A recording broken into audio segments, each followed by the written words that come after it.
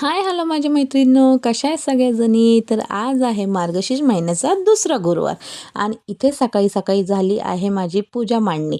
तर 12च्या आत जर लवकरात लवकर जमेल तितक्या लवकर अशी मी पूजा मांडून घेत असते, म्हणजे दिवसभर आपल्याला प्रसन्न फील होतंच आणि त्यासोबत आपल्याला उपवास करायला एक वेगळीच एनर्जी निर्माण होते असं मला वाटतं. म्हणून मी सकाळी पूजा मांडते आणि संध्याकाळी कथा वाचते. संध्याकाळी बत्तीच्या टायमाला कथा वाचली ना, तर त्यावेळी घरात सगळेजण अवेलेबल असतात आणि त्यांनाही ती कथा ऐकायला भेटते आणि घरातलं वातावरण अगदी प्रसन्न असतं आणि उपवासाची खरी सांगता होते. तुम्हालाही असंच वाटतं का? कमेंट करून नक्की सांगा. तर आजचा मेनू आहे हरभऱ्याचं कालवण, शेवयाची खीर, भात, चपाती आणि खीरमध्ये टाकण्यासाठी स्पेशल ड्रायफ्रूट पावडर मी बनवून घेत असते. कारण की माझ्या मुलांना कोणत्याही गोड पदार्थामध्ये ड्रायफ्रूट अख्खे आले की ते त्यांना आवडत नाही, ते काढून फेकून टाकतात आणि ड्रायफ्रूट इतके महाग आहे की ते फेकणं आपल्याला परवडणार नाही.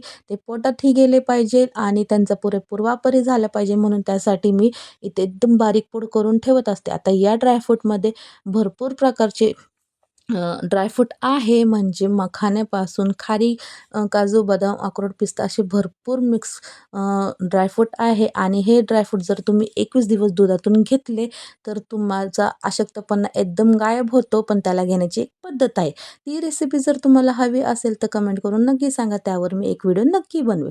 तर इथे मी मसाला म्हणजे वाटण भाजून घेतला आहे आणि डायरेक्ट भिजवलेले हरभरे ॲड करून कुकरला शिट्टी लावणं, म्हणजे झटकीपट माझी रस्साभाजी थोडीशी तयार होणार, जेणे की मला ते भाताबरोबर खाता येईल. आता इथे पहा, माझ्या बाळाला झाली आहे दुखापत. हे पहा, काही नव्हे नुसता उद्योग, सायकलीवरून पडला म्हणून इतकं सारं भरपूर असं लागलेलं आहे. अंगठ्याचा नखच अर्धा गायब झालाय आणि सुरू आहे त्याची एक्झाम.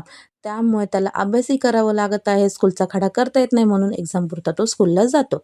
इथे झाला आहे माझा स्वयंपाक तयार. मस्तपैकी लपलपीत असं हरभऱ्याची रसाभाजी मी करून घेतली आहे आणि हा मेनू स्पेशली युवांसाठीच आहे, कारण की त्याचा हरभऱ्याची भाजी आणि शेवयाची खीर हे त्याचं फेवरेट आहे. म्हणून त्याच्या आवडीनुसार हा मी आजचा मेनू बनवलेला आहे आणि हे मस्तपैकी खीरलाही तवंग आलेला आहे आणि खीरही तयार आहे आणि इथे शेजारी आहे भात आणि चपाती.